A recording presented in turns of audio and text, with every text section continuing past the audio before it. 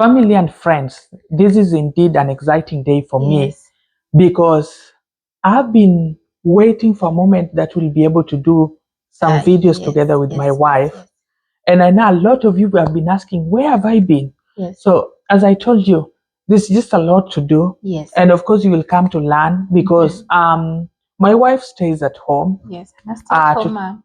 take care of our daughters Yes. and take care of me. Yes, And I work full time. And that means that sometimes I don't just get enough time to yes, continue with the conversations that we started on. yes, But this is a new season for us. yes. We are inviting you to join us as we share our lives with you. Yes. I don't know what we are going to call these episodes. We're gonna call them episodes because you'll have your show, and then once in a while you'll be hosting me Yeah. because I also have my show. All right. So I do have my Yeah. show, Tino Aquila show. Mostly it will be about homesteading, as you've heard from my husband. I'm a stay-at-home mom, so I'll be doing a lot of cooking, raising our daughters, and also raising him. So I'm honored. yeah, thank you. Yeah. So it's a new show. I've just uploaded a few videos. I'm beginning. Please subscribe to my show, and his show is Pascal Aquila, Atino Aquila. So please subscribe, and thank you so much, Honey, for hosting me. Yeah. So my wife is a very introverted person, and it's really taken a while to decide to want to do this. Yes. But she's a very special human being. Yeah. She's very knowledgeable and mostly very wise. Thank you. And I know there's a lot that we are going to learn from one another. Yes. And there's a lot that you're going to learn from us as a couple. Yes. And of course, even as friends, because there are a lot of friends, there are a lot of families who are watching this.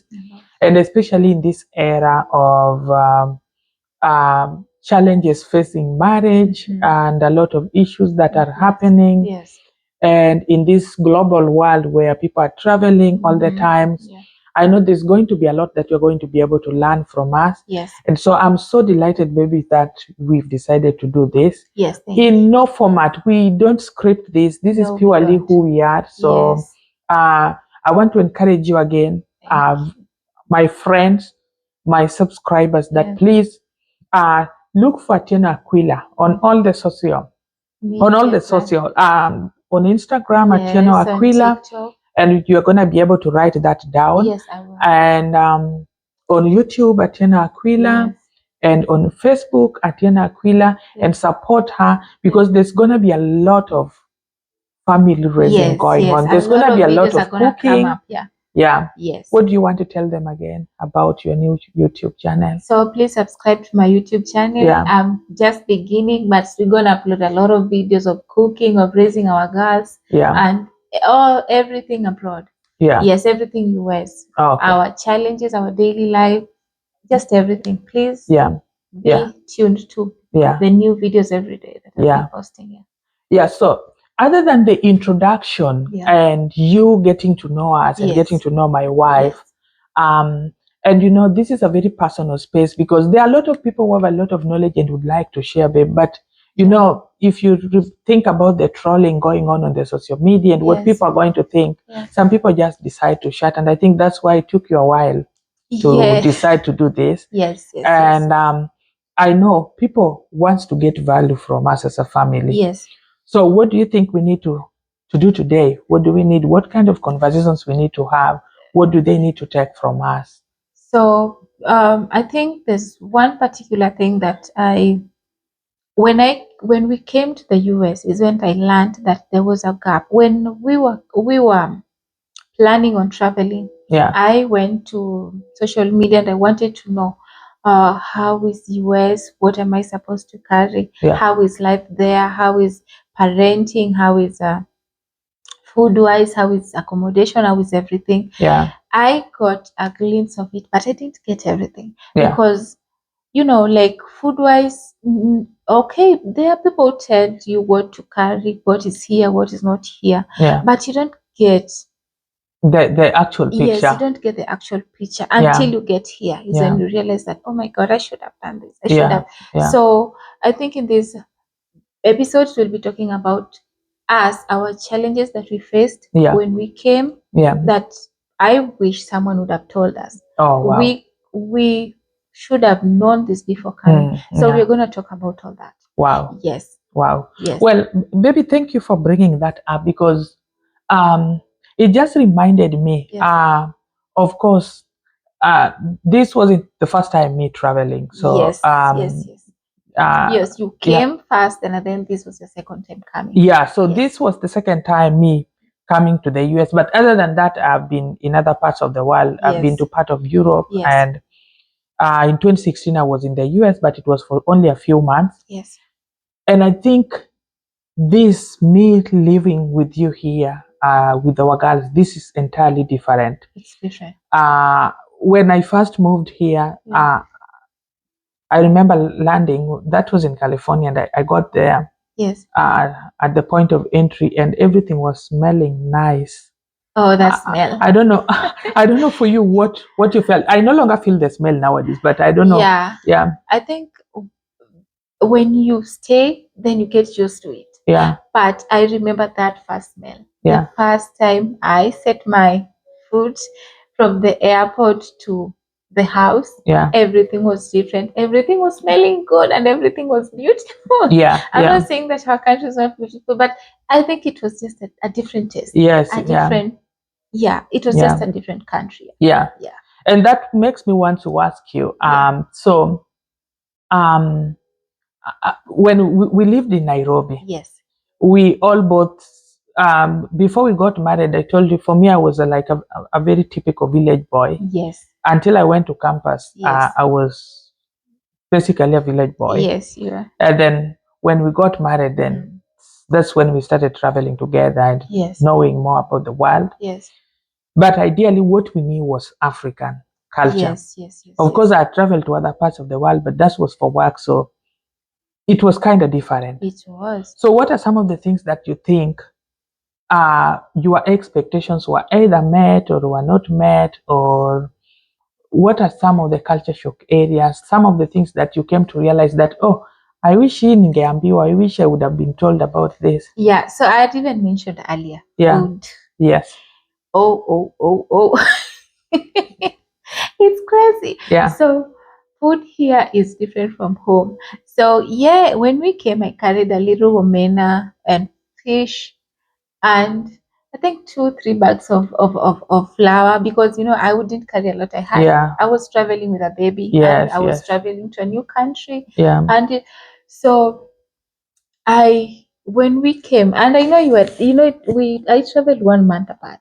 Yes. There So- wasn't sufficient time to prepare enough. Yeah. So I think when we came, and now we had 2 bags of ugali ugali flour, and it was done. Now what are we gonna do? Yeah. So you were trying to figure it out, but we still didn't know where to get the ugali. Yeah. So that was crazy. So I think at some point we ate rice with the Yes, I remember. Yeah, that one instant that I think because I had gone to the store and got a flour yet, but the flour was mixed with salt. It was a yellow corn flour mixed with salt. Yes. So we cooked it, and it was so. You told me, "Oh, babe, this is salty," and then we threw it out. Yes. And then now the next option was, what else can we eat omena with? And then that's how you ended up. Yeah. prepared. So we had rice. Yeah. So we fumbled and tried things, but it wasn't just home. So it took us time before we could just figure out what to eat. Yes. Yes. So and where to find all this. It's not like the flour is not there. And again, this is different for every state to state, because I know there's so many people who are watching us in other states. Yes. Depends with which there are states which are more I would say are more diverse. Yes, that's the word, are more diverse, and you're able to get things from African stores. Easily. But we live in Midwest, so that means that we don't have not too many stores around, and then it took us a while for us to figure out where to get it. I think just getting into the system. Yes, it's not that easy. Yeah, it's not something that you just get in and here and you know, like when you get to Africa, you'd ask someone something and you just get everything all over you. Yes. You just get in, you blend in, and everything is okay. Yeah. Here, blending in is not that easy. Yes. It takes time. I agree. Yeah. And what's the other thing? I think it's the financial aspect. Yes, the financial. Oh, thank you. Thank you so much for that. Yeah. So our first time going to the store, I think you told me, but I hadn't experienced it in reality. Yeah. Of the taxes.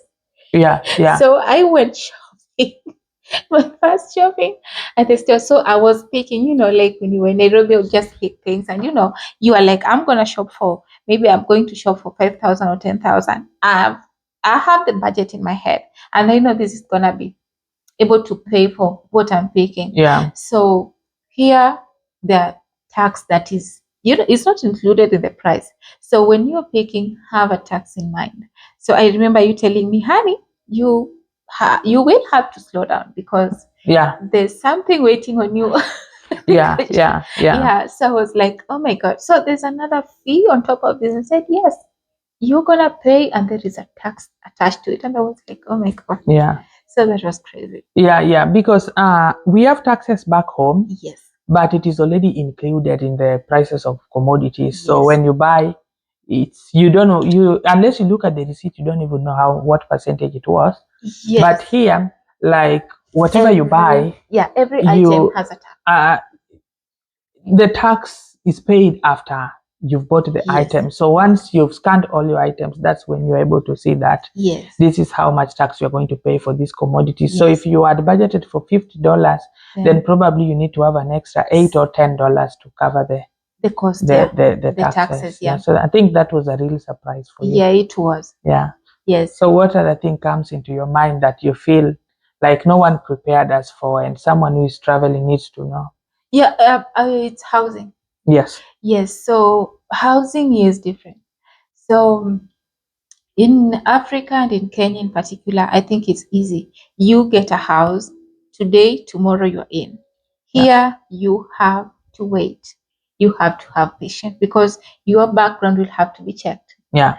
And then patience, the credit score. If you pass, then you'll give them time. Yeah. So at least give yourself maybe 3 to 4 months, depends with how fast they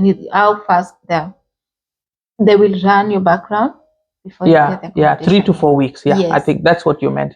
Yeah, 3 to 4 weeks. Yes. Yeah. Yes. Sometimes it's even longer. Maybe 2 to 2, depends. Yeah. Yes. Yeah. So I think finding a house, especially for a new immigrant, is really tough. Yes. Because in Kenya, where we come from, and in Africa, yes. I think it's very easy because once you have the money, yes.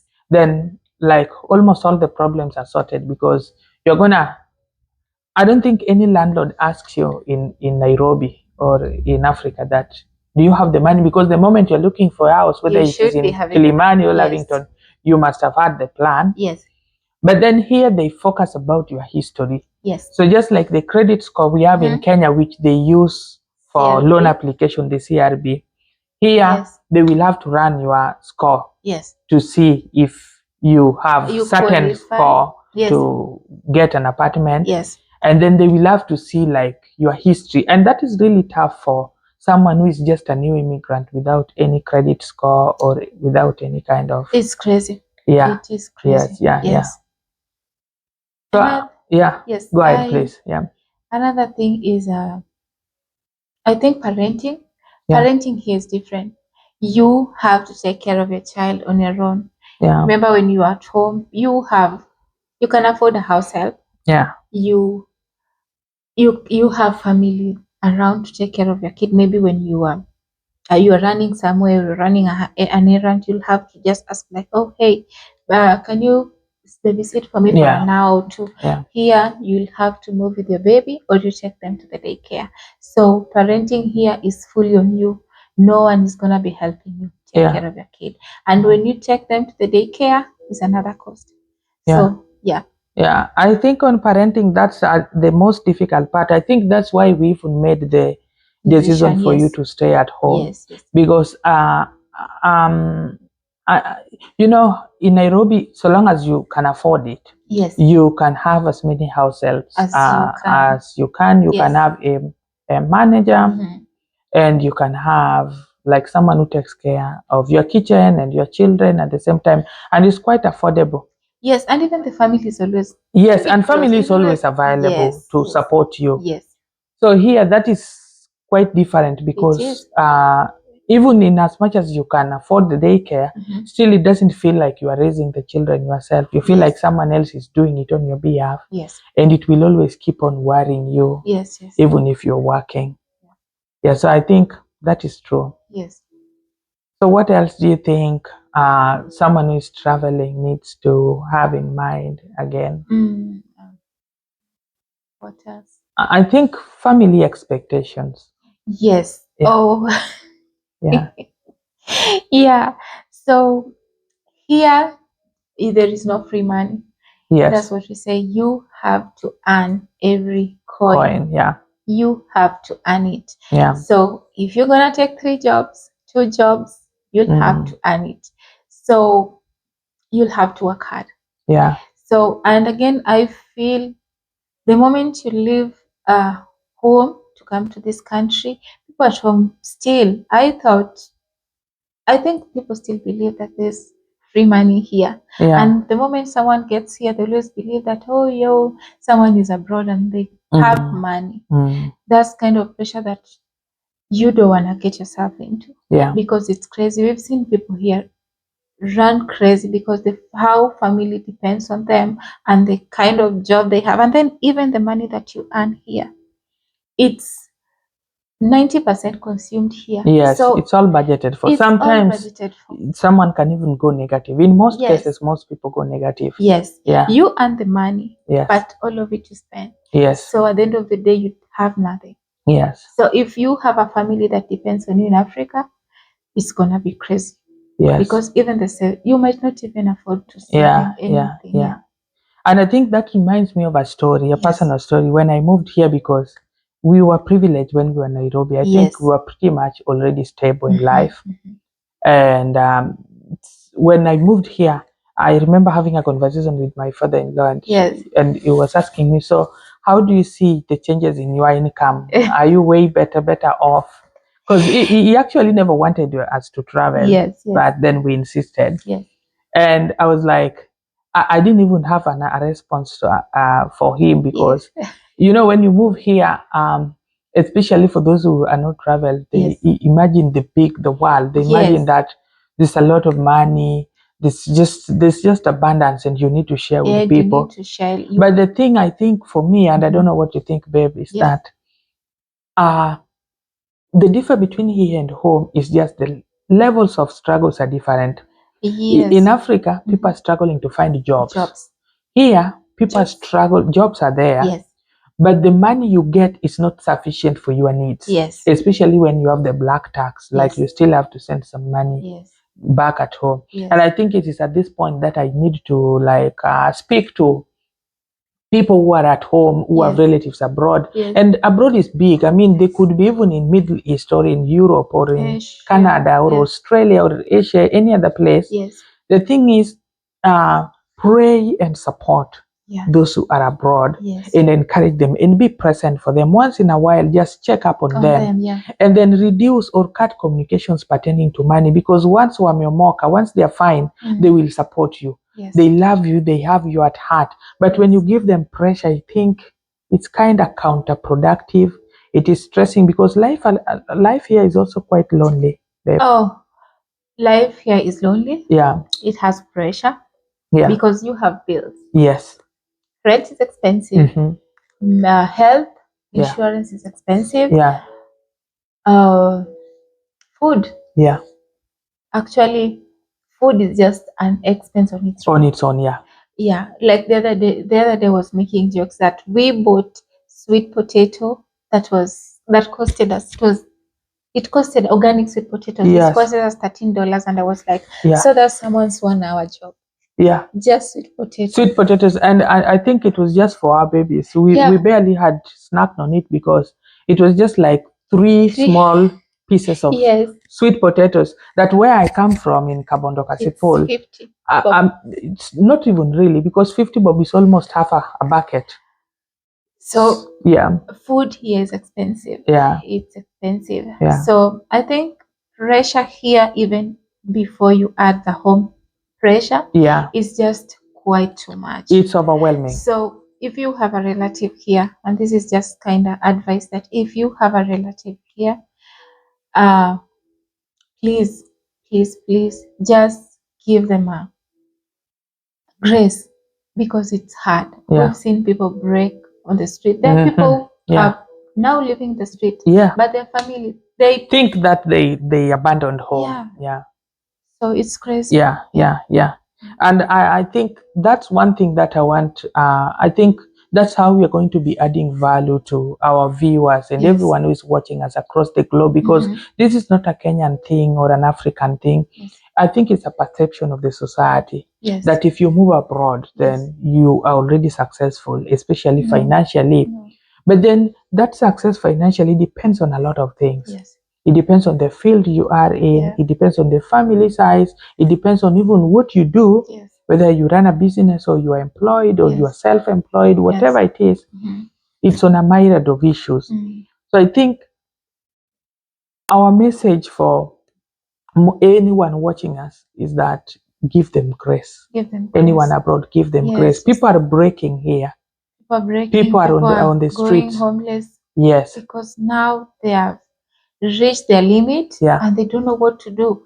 And now they can't go back home because expectations of people back home is that when you go abroad, you have to be doing something. You need to have a big home, a big house back at home. You need to be doing something. You need to be supporting. Yet you are fighting for your life here. So it's crazy. And I think that brings me to something that we were almost forgetting, but I think it's key. One of the culture shocks I remember you mentioned to me is the number of homelessness here. Oh, crazy. It's crazy. Yes. Did you think when you were in Kenya that there would be anyone homeless in the US? Yes, I thought, but I never imagined that in reality someone would be like white would be homeless, because this is their country. They can just walk. You know, when before we came, you calculate. You remember when we were saying that? So how much money are gonna be earning per hour? Then you calculate and say, oh, so if you're earning, let's say $200 or $150 per, like for maybe a period of time, a period of time in a day, like maybe in a day you earn $150 or $200. And you're like, oh my god, so in a day that's like 30,000 in a day. So if you take that for a month, then that means you have a lot of money. So it's different here. It's different here. I think next time we will give them a cost breakdown of an average family, so that someone can see like how someone ends up broke despite the fact that they are working and getting money. So I think that is it for today, guys. We are going to be having many of these episodes every few days. And of course, my wife will be doing her homesteading and cooking, and of course, sharing a few about, I don't know how much of our children you're going to be showing. Just a little bit of it. And a lot of family thing, because as we said, we are pretty much religious and grounded in the Word of God. And so we want to share a bit of that and see how is that going to be able to impact us and also impact you as well.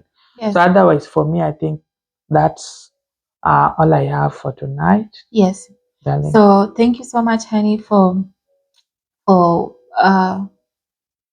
the talk. So it has been great. Please, our viewers, please subscribe to my channel, Athena Aquila, and to my husband's channel, Pascal Aquila.